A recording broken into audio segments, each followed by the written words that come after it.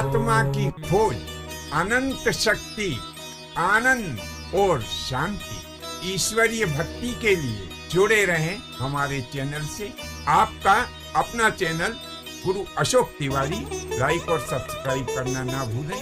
धन्यवाद। जय माता की, जय प्रसाद। श्री गणेशाय नमः। प्रिय बंधुओं, हमने पिछले भाग में एक कथा डाली थी जिसमें बताया था कि कुरुक्षेत्र में मारे गए सभी योद्धाओं का व्यास जी ने गंगा जी के जल में आवाहन किया और व्यास जी के द्वारा आवाहन किए जाने के पश्चात वे सभी योद्धा लोग गंगा जी के किनारे पर आकर के उपस्थित हुए और अपने परिवार वालों से, अपने इष्ट मित्रों से, अपने पूज्यजनों से, अपने प्रियजनों से उन्होंने भेंट की। तो कुछ हमारे दर्शक बंधु ऐसे भी होंगे जो इस कथा के ऊपर पूर्ण विश्वास और भरोसा भी करते होंगे और उन्हें करना भी चाहिए, और कुछ बंधु ऐसे भी होंगे जो कहते होंगे मन में कि अरे कहीं ऐसा भी संभव है कि कोई मरा हुआ प्राणी फिर से आकर के दिख जाए और अपने इष्ट मित्रों और प्रिय परिवारजनों के साथ में वो समय व्यतीत कर ले। असंभव है। बहुत से लोग ऐसा सोचते और विचारते होंगे, तो ये उनके अपने विचार हो सकते हैं। तो मैं आपको बता दूं कि पुराणों में लिखी हुई बात कभी भी गलत नहीं होती।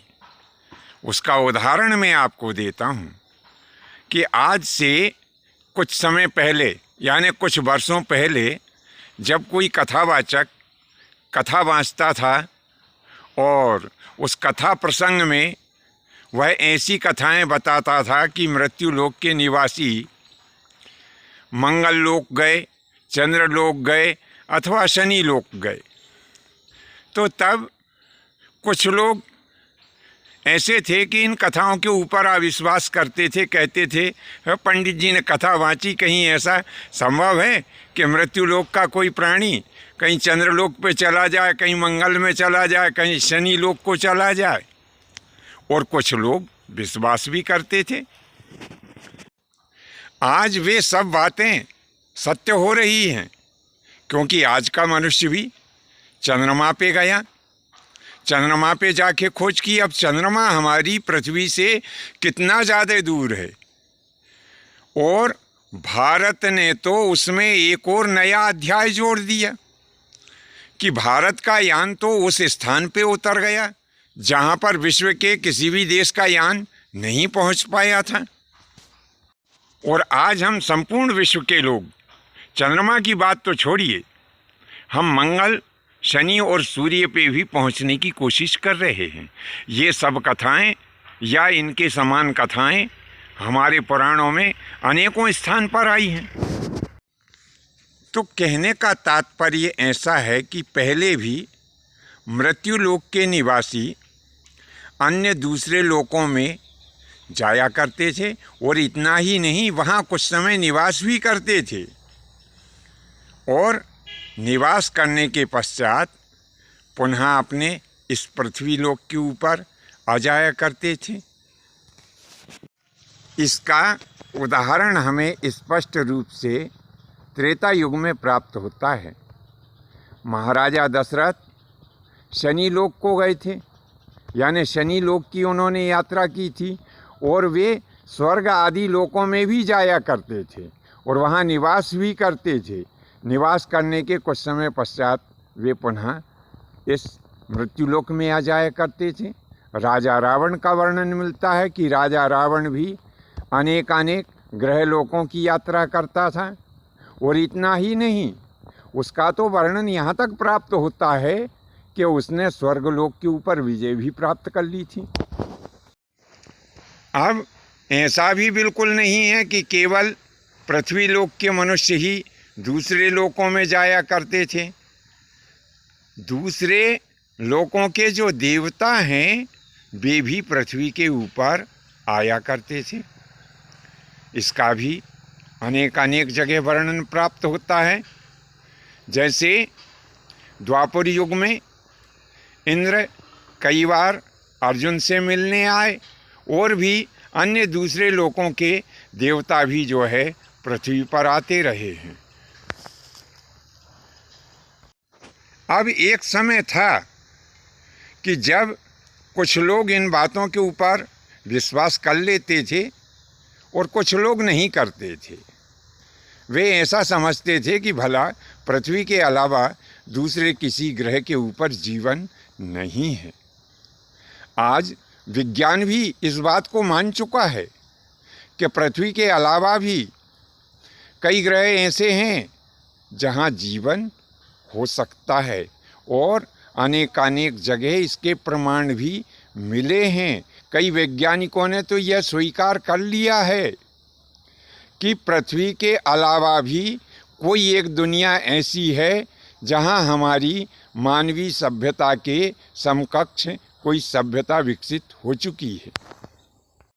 तो यदि व्यास जी ने कुरुक्षेत्र में वीर गति को प्राप्त हुए योद्धाओं को अपने परिवार वालों से मिलवा दिया, तो इसमें कोई आश्चर्य की बात नहीं है, क्योंकि उस समय का विज्ञान इतना उन्नत था कि एक ग्रह से लेकर दूसरे ग्रह के प्राणी आपस में मिला करते थे, उनके संवाद हुआ करते थे और बातचीत भी हुआ करती थी।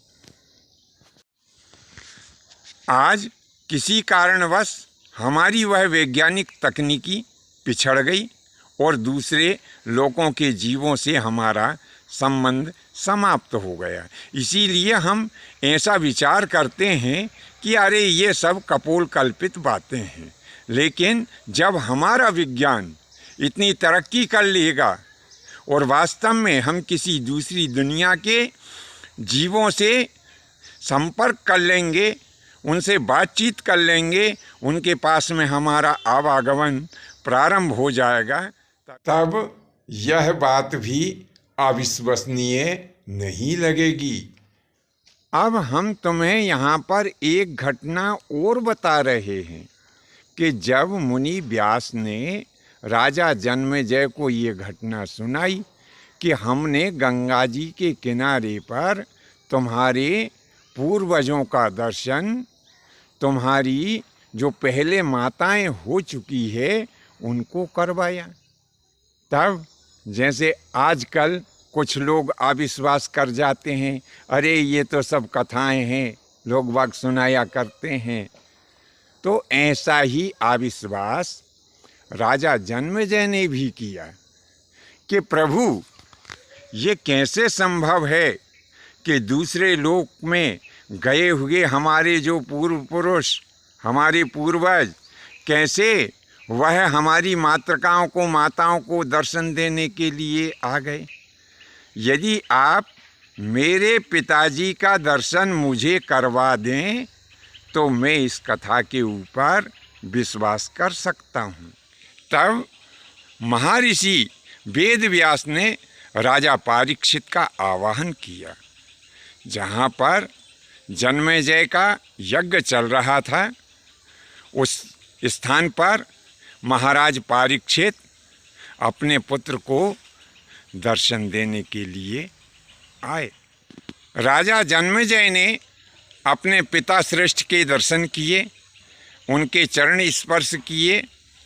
राजा परीक्षित ने आशीर्वाद देने के साथ में आदेश भी दिया कि हे पुत्र जन्मेजय सुनो, अब यह सर्प यज्ञ करना तुम्हें उचित नहीं है। इस सर्प यज्ञ को अब यहीं पर इसकी पूर्णाहुति कर दी जाए।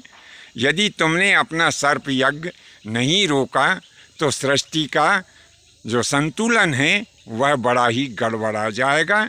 पिता की आज्ञा शिरोधार्य करके और राजा जन्मेजय ने अपना सर्पेष्टि यज्ञ वहीं पर समाप्त कर दिया, यानी उसकी पूर्णाहुति कर दी। अब हम यहाँ पर एक बात और स्पष्ट कर दें कि जिन्हें हम ऋषि कहते हैं ये वास्तव में बड़े वैज्ञानिक थे और इन्होंने विज्ञान के क्षेत्र में बड़ी बड़ी खोजें की थी, और उसी विज्ञान के प्रभाव के कारण ही मुनि वेदव्यास ने कुरुकुल के उन सभी योद्धाओं का आवाहन करके और उनका दर्शन करवा दिया था। बंधुओं, आज के लिए बस इतना ही। शेष अगले भाग में नए विषय के साथ में आपकी सेवा में उपस्थित होंगे। आज्ञा दीजिए। धन्यवाद। जय माता की, जय परशुराम जी की।